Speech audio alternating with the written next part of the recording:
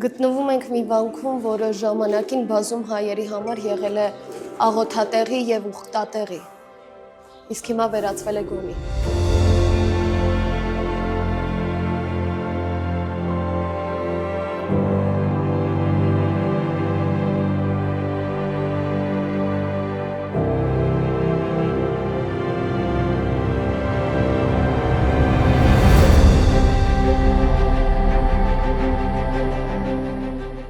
Կարմիր վանքն է,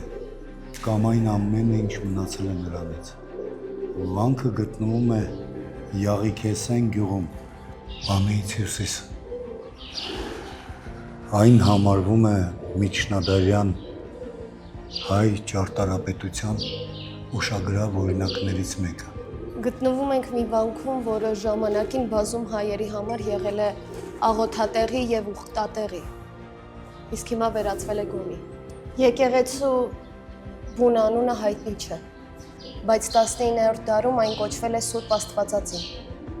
եւ ծառայել է տեղի հայկական գյուղին։ 1880-ականներին այն վերանորոգվել է քահանա Սալաթիել